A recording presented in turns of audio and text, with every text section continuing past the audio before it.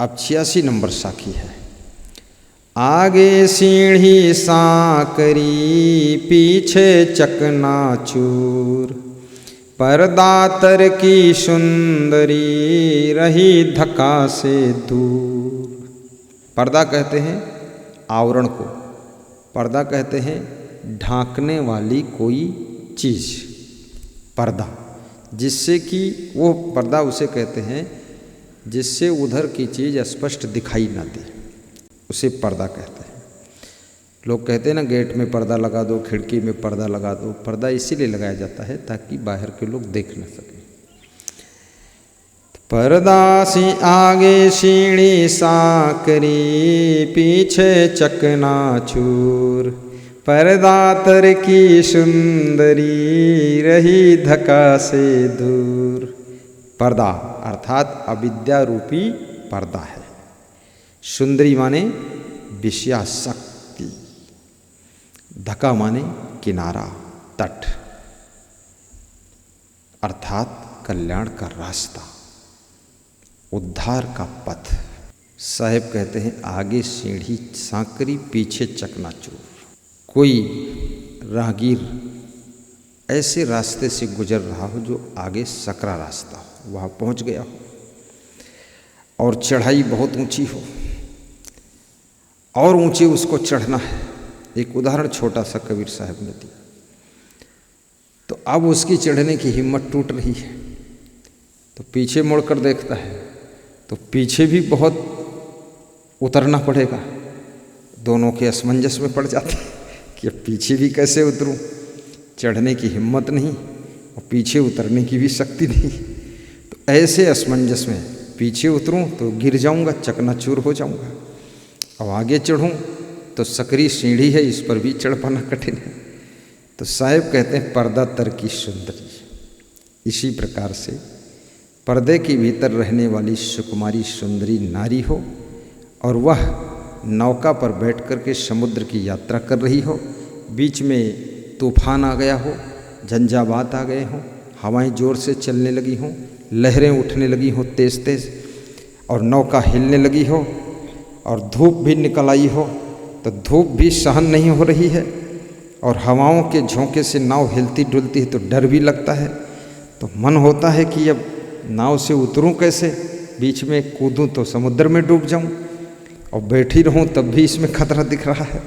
तो ऐसी जो दशा उसकी होती है, तो वही दशा साधक की होती है। जो आराम तलब साधक है, अधकचरा साधक है, वो कभी कभी ऐसी कंडीशन में फंस जाता है कि अब पीछे कैसे लौटूं और आगे भी नहीं जा सकता हूँ, तो उसकी मुसीबत वही हो जाती है। तो कबीर साहब कहते हैं साधक को असमंजस में नहीं रहना चाहिए, हिम्मत कीजिए, सब कोस चल चुके हो, अब केवल 9 कोस और बचे हैं, ये भी चल डालिए, आपकी मंजिल आपको मिलेगी और आपका कल्याण होगा। अब है 87 नंबर साखी। संसारी समय विचारी कोई ग्रही कोई जोग, अवसर मारे जात हैं तय चेत बिराने लोग। संसारी किसे कहते हैं? संसारी का तात्पर्य है जो जगत जाल में डूबा हुआ है, दुनियादारी में उलझा हुआ है, वो संसारी है। और मारे माने जो व्यर्थ के काम करते हैं लोग, बिराने लोग अर्थात पराये लोग, जिसका अपना स्वरूप भूल गया है, अब भूल बस पराई चीज़ों में खोया हुआ है, वही पराया है। भावार्थ इसका समझाऊंगा। संसारी समय विचारी कोई ग्रही कोई जोग, अवसर मारे जात हैं तय चेत बिराने लोग। संसार के लोगों पर जब समय की मार पड़ती है, अर्थात जब उन्हें कोई ज़्यादा कष्ट होता है, संसारियों को ज़्यादा जब तकलीफ आती है, तब वे विचार में पड़ जाते हैं। क्या विचार में पड़ जाते हैं? कि मेरी जिंदगी में सुख कभी मिलेगा कि नहीं मिलेगा, कि दुख ही दुख सब रहेगा। बहुत असमंजस में पड़ जाते हैं। और फिर ऐसा भी सोचने लग जाते हैं कि कोई ना कोई तो हमको सुख और दुख देने वाला संसार में दूसरा है, जो इतना हम कष्ट भोग रहे हैं। संसारी समय विचारी कोई गृही कोई जोग, अवसर मारे जाते हैं तय चेत बिराने लोग। साहिब कहते हैं, और इसी पर अतएव ऐसा सोच करके विचार करके उनमें कोई तो गृहस्थी में रहकर ही कीर्तन भजन अर्चन बंदन पूजा पाठ उपासना शुरू कर देता है, कहता है इससे ही कुछ शांति मिल जाएगी। और कोई जो है योग साधना में लग जाता है, ये सब छोड़ छाड़ करके कि जब हम वैराग्य करेंगे, घर बार छोड़ो, निकलो यहाँ से, तो योगी सन्यासी बन करके तप ध्यान करने लग जाता है। लेकिन सदगुरु कहते हैं कि ऐसा गोल्डन चांस तुम्हारा व्यर्थ में समाप्त हुआ जा रहा है। तुम अपने स्वरूप के पास में रहते हुए भी अपना लक्ष्य पराई जगहों पर ढूंढ रहे हो, वहां कहां तुम्हारा लक्ष्य प्राप्त होगा। अपने चेतन स्वरूप को तय चेत बिराने लोग, अपने चेतन स्वरूप को समझो, तुम चेत जाओ और ये खानी बानी जाल में मत भटको। हे मानो तू सावधान हो जा, तेरा कल्याण होगा। संशय सब जग खंडिया, संशय खंडे न कोय, संशय खंडे सो जना, जो शब्द विवेकी होय। संशय का मतलब होता है संदेह में रहना, डाउट में रहना। खंडिया माने नष्ट करना, अर्थात जिनको आत्मज्ञान पर भी संदेह है, जीवात्मा पर भी संदेह है, ऐसे लोग जो संदेह और अनिश्चय बुद्धि से ग्रसित हैं, उन मनुष्यों के मन में शांति कभी नहीं आती है। उनका मन सदैव डाउट में ही उलझा रहता है और उनको सुख शांति कभी मिलती नहीं है।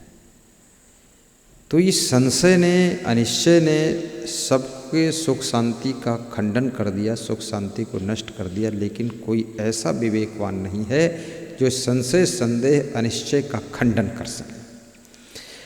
और जो इस संशय संदेह का खंडन करेगा, कौन करेगा? जो शब्द विवेकी होए, जो मेरे शब्दों के विवेक को समझ जाएगा, मेरे शब्दों को सुन करके जिसके अंदर विवेक हो जाएगा, वही इस संदेह से ऊपर उठ जाएगा और आत्मा में ही परमात्मा का अनुभव करेगा और आत्मा के कल्याण को प्राप्त कर लेगा।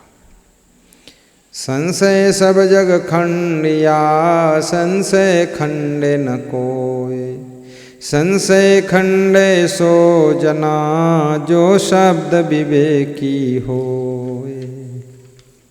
89 नंबर साखी। बोलन है बहुभांति का, तेरे नैनन किछौ न सूझ। बोलन है बहुभांति का, तेरे नैनन किछौ न सूझ। कहें कबीर विचार के, तय घट घट बानी बूझ। अर्थात बोलन, बोलन कहते हैं वाणी, बहुभांत यानी नाना प्रकार की। घट घट माने हर दिल में, प्रत्येक दिल में, सबके अंतःकरण में। अर्थात भावार्थ है, संसार में बातें बहुत प्रकार की होती हैं, लेकिन वह बातें कान से सुनी जाती हैं, आँखों से देखी नहीं जाती हैं। और सभी बातों को तुम आँख मूंद कर मान लेते हो। अर्थात जैसा सुन लिया वैसा ही सच मान लिया। तो साहब कहते हैं कि हे मानो, तू सबकी जीवा से निकली हुई ज्ञान की बातों को बिना परखे मान लेता है, इसलिए तेरा भटकाव जारी है। उसको थोड़ा परख, उस पर विवेक कर। अगर वे सत्य हैं तो ही उसको मान। बोलन है बहुभांति का, तेरे नैनन किछौ न सूझ। कहें कबीर विचार के, तय घट घट बानी बूझ। बहुत प्रकार से मनुष्य संसार में ज्ञान की चर्चा करता है, और वो बातें तेरे आँखों से उसके ज्ञान की सुन करके तुझे दिखाई तो देता नहीं है, विवेक नेत्र खुले नहीं है।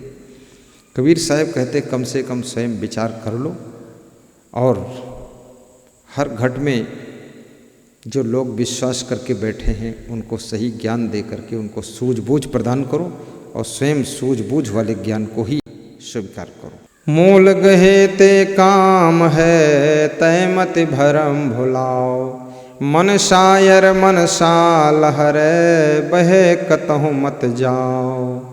मूल गहे ते काम है तय मत भरम भुलाओ, मन शायर मन साल हरी बहे कतहु मत जाओ। मूल माने मूल तत्व, निज तत्व, निज स्वरूप, ये मूल है। शायर माने समुद्र होता है, सागर।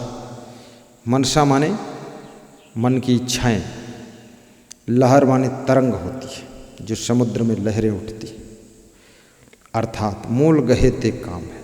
साहेब कहते हैं अपने आत्मज्ञान को प्राप्त करने से ही, स्वरूप स्थिति को प्राप्त करने से ही तुम्हारा कल्याण होगा।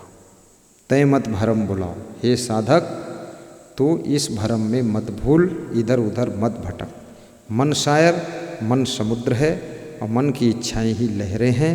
बहे कतहु मत जाओ इस मन रूपी समुद्र में, और इच्छाओं की लहरों में, भोगों की इच्छाओं की लहरों में मत बहो।